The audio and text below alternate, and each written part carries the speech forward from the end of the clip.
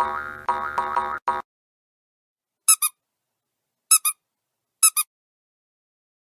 was cleaning out the garage and I ran into a box of these things. Now, out in the garage, we have an area that's dedicated just to our camping equipment. And I found a box of these things here.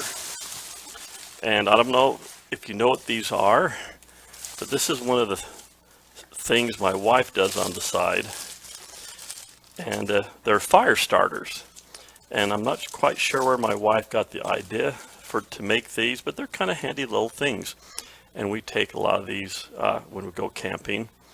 It kind of beats using newspaper, paper, or small kindling to make fires. And she must have 100 of these. And we also use them around our fire pit on our property.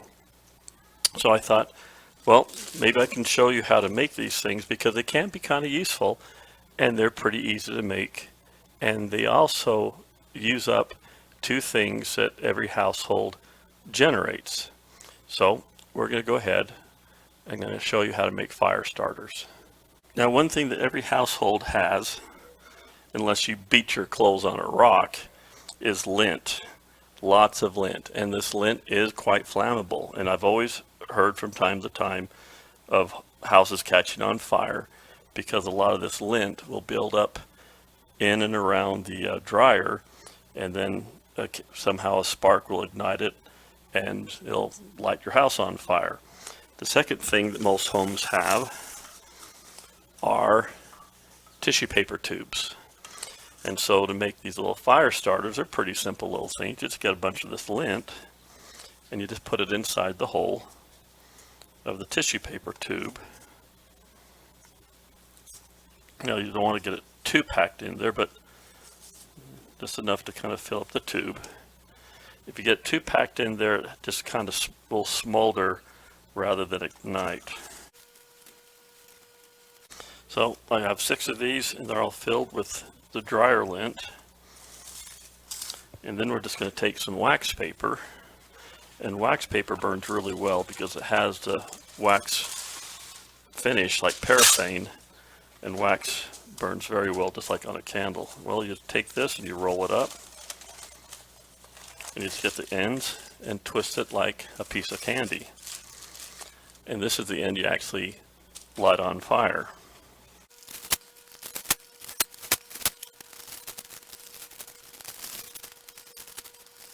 So in just a minute or two, I made 6 fire starters.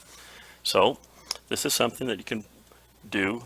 Doesn't really cost much money, and they are handy little things to use. Well, I was going to make hamburgers on the grill. Today is about one of the first days we had of really good spring weather and sunshine.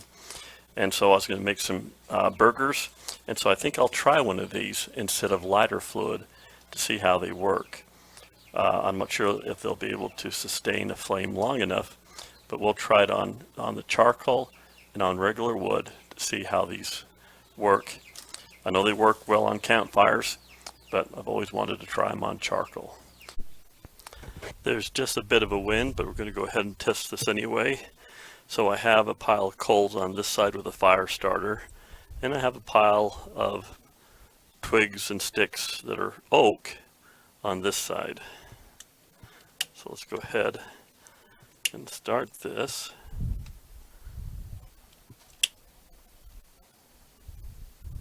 And see how these do.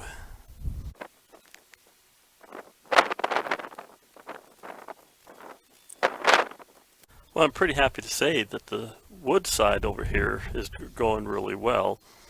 Now with the coals, it'll be interesting to see how this is. This is going to take much longer to start, and hopefully there's enough oxygen getting down to the fire starter to do something. It's definitely smoking. But these fire starters with the regular wood seem to work very well. But we'll have to get some time. I was planning on doing some hamburgers this afternoon, so hopefully I can get some good coals going here. So far on this side, successful. We'll have to wait about 10-15 minutes to see what happens with the coals. The charcoal doesn't look too promising. The wood is just about burned out. Once this burns all the way out, I'm going to try a different variation with the charcoal and not bury it quite so deep and see what happens. But the fire starters for the wood do work quite well without using very much kindling. This time I'm not going to put quite so many coals on this one, just enough to see if I can get it started. And if I can get it started, maybe then I can shift some coals over to it.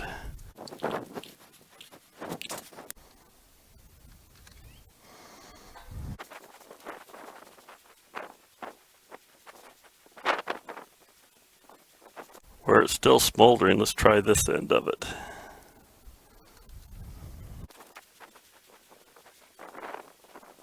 It's been about 10 minutes, still smoldering. Well, it appears that these fire starters need a lot of oxygen to burn. I mean, this is still smoldering. I don't see any white ash on any of these charcoals. So it looks like the charcoals are not ignited. And it looks like this particular fire starter just kind of died on the vine because it couldn't get the oxygen it needed to remain burning. But everything inside, it's hot, but it looks like all the lint inside is all spent. And it's gone to ash. So it looks like I still have to use my lighter fluid to get my coals going. Now, if I used a fire starter and some sticks and twigs and then put the charcoal on top of it, I'm sure that would provide enough heat to light my charcoal. So looks like the charcoals need a lot more longevity and heat and temperature to get those things going. So, oh well. I know the fire starters work well with regular wood, not so much with the charcoal. So I'll have to get this going and do my hamburgers. But it's something I always wanted to try. So anyway, if you do have extra toilet paper tubes and a lot of dryer lint lying around the house, this might be a good summer activity to give your kids to have them make fire starters. And we've taken these on Camp House before and they work pretty good, but apparently not for charcoal. But anyway, thank you for your time. I hope you learned something. I appreciate your support, and please subscribe.